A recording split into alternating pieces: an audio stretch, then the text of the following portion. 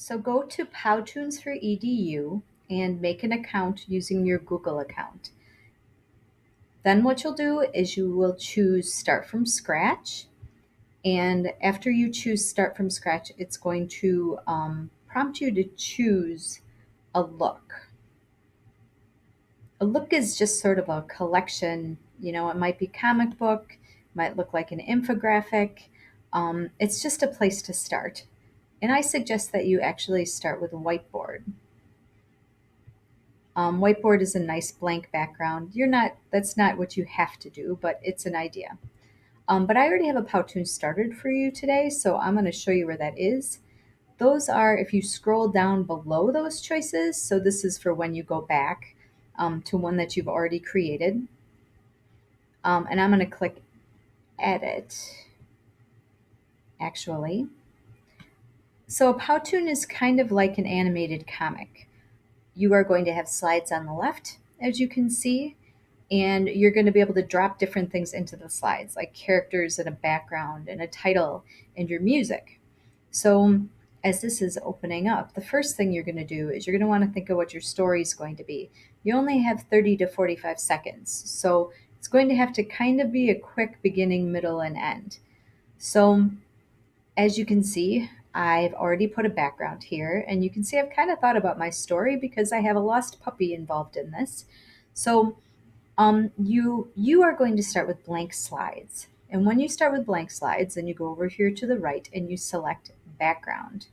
You can upload your own pictures, and you can see that there's locations, color backgrounds, you name it, all sorts of things that you can choose to be a background. And once you have your background, you can put your background on a lot of slides by clicking on these three dots over here and going to where it says continue the scene on a new slide.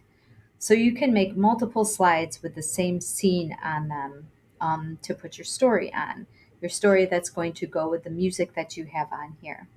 So let's do that next. Your next step after you put a background on is going to be to add your music. So you'll click Sound and you'll click Add Music. We'll click My Music. Drat. Add Music, that's right, and Upload. So Mrs. Diallo will tell you where to get your music from. In this case, I saved a piece, so I can click on this right here and I can add it to my Powtoons. But I already have music actually added to my Powtoons, so I'm not going to do anything more with that. So I have my background and I have my music. You're going to probably want to have a title slide. In this case, you can see that I've kind of made up a little story about a lost puppy. So then next, so title, background, music. Next, we need to add characters. So as you can see,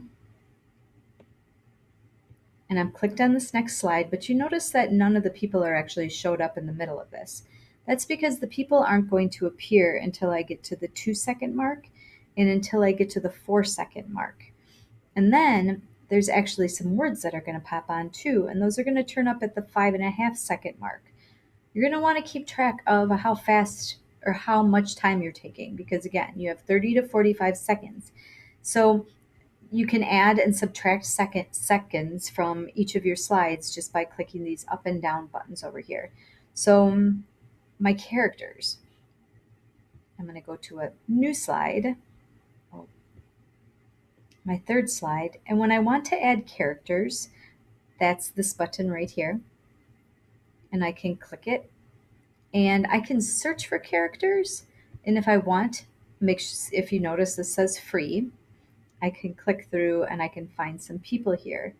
So let's say I want to choose that person. I can have her doing all sorts of things. So I'm going to add her to my story. And right now she's thinking. And after I've added her, and you notice she's thinking and moving, and she went on right at the beginning of my slide. So when my slide comes up, she is already going to be standing there. I can change things in the setting. So I can change her pose to some of these other things. Right now I want her to be thinking. I can change the effects, like I can have her just pop in from different directions. I can have a hand drop her off. That's kind of a fun one. I can have her move on my page from one side to the next. So let's pretend I want her to go from there to here over the course of my video. So if I push play, oops, she's already gone.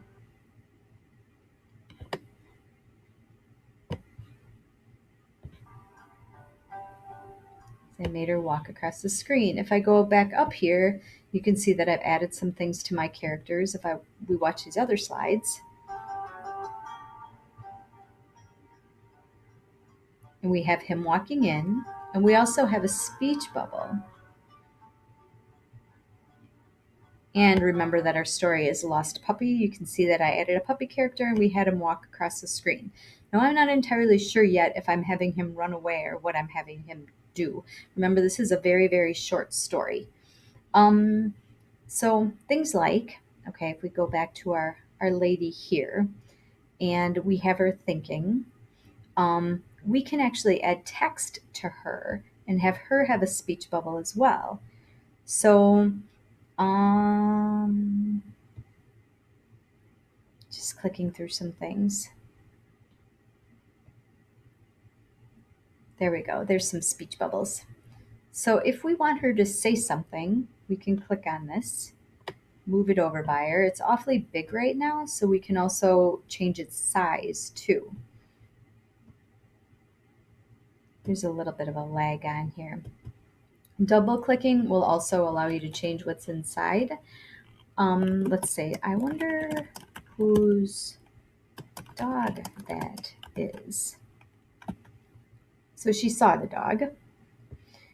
And then you can change the size of the text by clicking the minus so that we can get it to fit inside. There we go. And my box is still really abnormally large. You can change the color of this box. So if I want it to be, I don't know, blue, something that stands out, oh, that's okay. And this is how I can change the size on it. Right now it's not grouped with the print, so you might have to scooch the print over too to actually make that work out. But this is basically the gist of using Powtoons. One of the things that you really need to experiment with is when things are going to pop on your screen. And really the only way to do that is to click the play button and see if it feels right. If it feels like there's way too many seconds on there, remember we can change how many seconds that slide is worth. The neat thing about Powtoons and having music and you trying to set things to music is you can listen to when something important happens in the music on your seconds. So if something important happens in the music at 4 seconds, then maybe that's when something important happens on your screen at 4 seconds. So that can help you plan what's going on with your Powtoons too.